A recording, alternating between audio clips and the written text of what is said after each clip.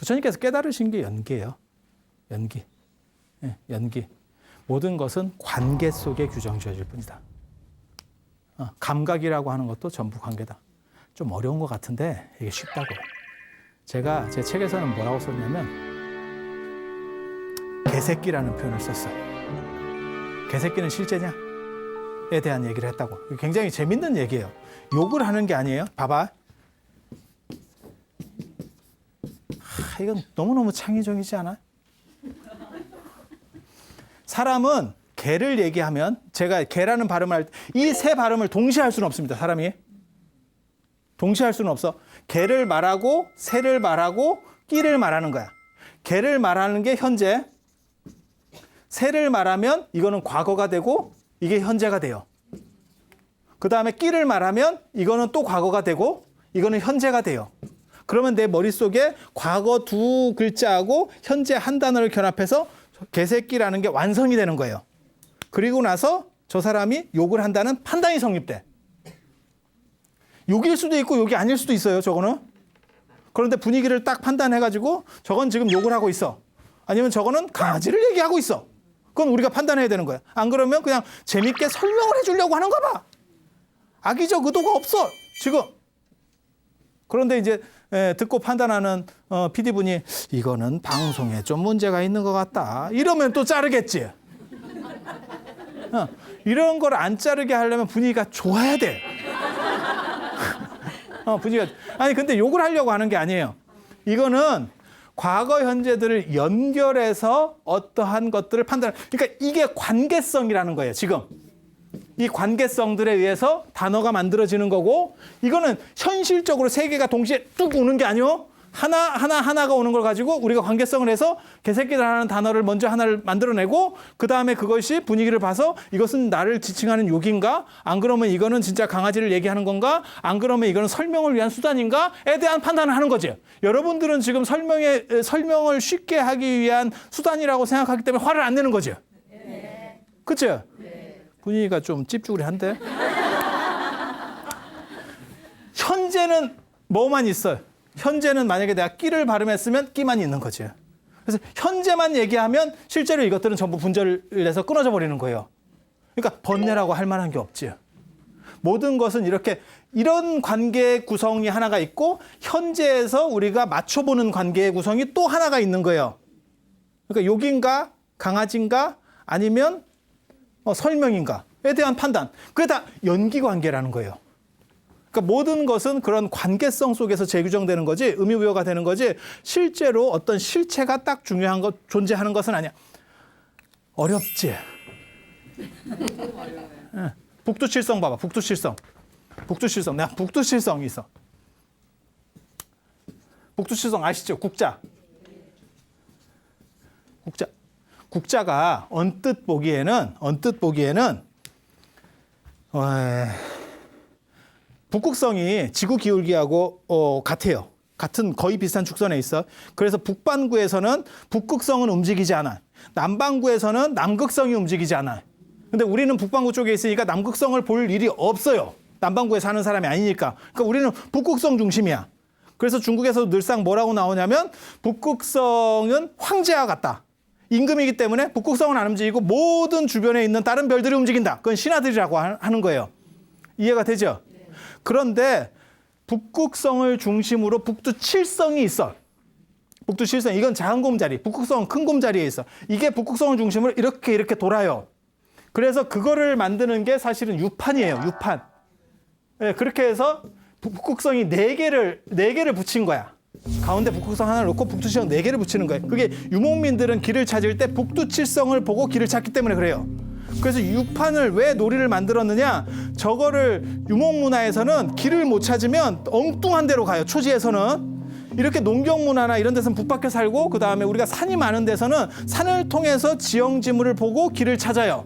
하지만 이런 초지라든지 황무지 얘기하는 거예요. 황무지. 진짜 초지가 아니고 대관령 목장이 아니고 유목민들이 사는 황무지에서는 이 방향이 아니면 길을 못 찾아요. 그러니까 놀이를 빙자해서 그걸 가르쳐주는 거예요. 봄, 여름, 가을에 북두칠성이 이렇게 있어 라고 가르쳐주고 너는 그 방향으로 가면 돼. 그건 생존에 있어서 너무 중요한 거기 때문에.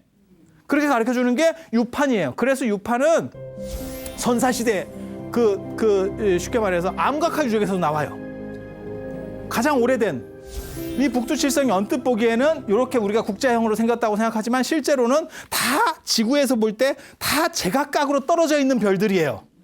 같이 있는 별들이 아니고 우리가 눈으로 볼 때만 국자 스타일이야. 그런데 그 국자 스타일도 실제로는 수백만 년 전에 그 국자 형태야. 지금 현실에서는 지역 별들이 다 찢어져 있어. 왜? 별들은 다 따로따로 움직이고 있기 때문에. 무슨 얘기냐면 이 별이 예를 들어서 지구에 도착하는데 이 별빛이 지구에 도착하는 거잖아요. 이게 100만 광년이 걸렸어. 그럼 우리는 100만 년 전 빛을 보고 있는 거야. 그런데 이것도 100만 년 전 게 아니고 이거는 200만 년 전 거를 보고 있다고. 왜? 별들이 다 위치가, 그러니까 우리 눈에는 지금 평면으로 보이지만 실제로는 저건 다 입체거든. 이거는 300만 년 광년 전에 있었어. 그럼 300만 광년 전 거를 보고 있는 거야. 그러니까 우리가 실제로 보고 있는 별들은 실제로 별이 죽어 있는 잔영이고 그 자리에는 없어요. 300만 년 동안 움직인 지금 현재는 이 자리에 있는 거고 우리가 보고 있는 건 이 자리 걸 보고 있는 거예요. 그리고 이 세트라고 생각하고 있는 것도 실제로는 우리가 우리식으로 연기해서 그 관계성 속에서 7개라고 보고 있는 거지 실제로는 전혀 관계없어. 쟤네들은. 그러니까 멀리 떨어진 놈은 500만 광년에 떨어진 놈이 있으면 걔가 훨씬 더 밝은 거예요. 왜? 100만 광년 떨어진 애보다. 그러니까 우리가 북두칠성이라고 규정하고 있는 것들이 실제로는 관계성 속에 존재하는 거지 현실 속에 존재하는 게 아니에요.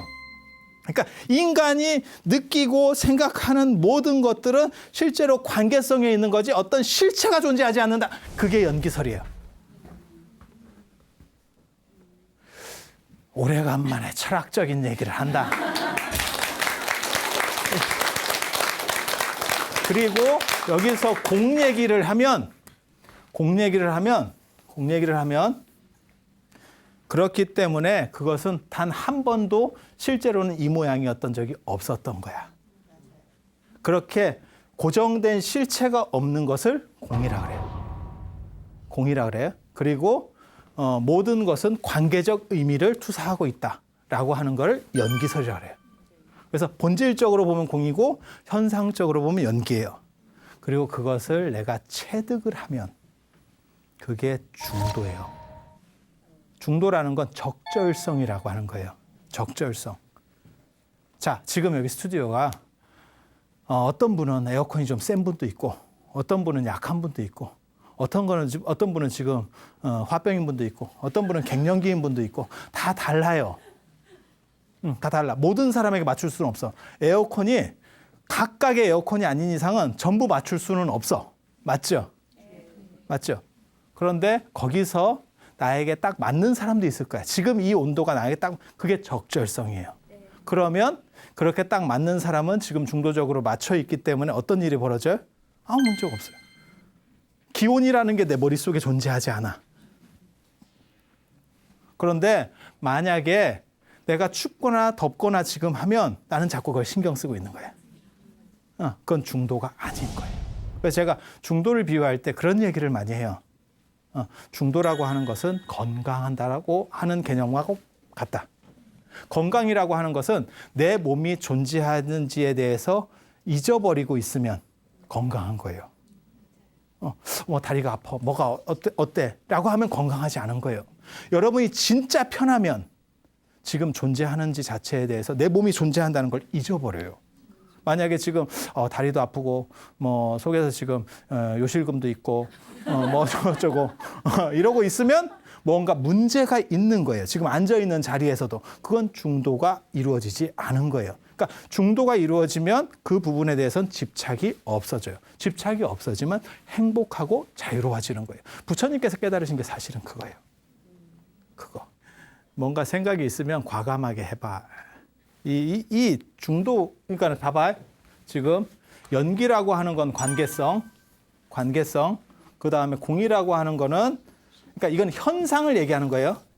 현상, 의미부여가 되는 것들은 실제로는 어떤 이러한 마치 북두칠성이 우리 눈에 보이는 것처럼 이러한 관계성 속에서 이루어진다. 개새끼라고 하는 어떤 소리 발음들이 연결되는 것 속에서 관계성 속에서 이루어진다. 그리고 그것의 실체는 그러니까 본질은 없는 거죠. 그리고 이거를 내가 자각해서 내가 자유를 얻으면, 걸리지 않으면 중도를 터득한 거고, 그렇지 않으면 중도가 이루어지지 않은 거예요. 그리고 이러한 구조를 한자로는 뭐라 그러냐면 진공묘유라고 그래요. 모든 것은 실체가 없어. 진공이라는 건 실체가 없다는 뜻이에요. 없다라는 뜻이 아니에요. 없다라는 뜻이 아니에요. 그렇게 생각하시면 안 돼. 그래서 공은 허무다. 아니에요. 공은 제로하고 똑같은 거예요. 0. 그래서 제가 예전에 그 설명할 때 그런 얘기 했었잖아요. 0이라는 숫자를 인도 사람들이 발견하는데 이걸 또 다른 말로 지금 우리도 공이라고 해요. 동그라미 하나 더 붙이고 공. 공이라고 하는 것은 작용이 있어요. 실체는 없어. 그래서 공이라는 게 계속 붙는다 그래서 아무것도 아무 값이 올라가는 건 아니야. 하지만 어떤 숫자랑 붙으면 값이 엄청나게 올라가죠. 그래서 무하고 달라. 공하고 무는 완전히 다른 개념이에요. 무는 없는 거예요. 무는 없는 거예요. 하지만 공은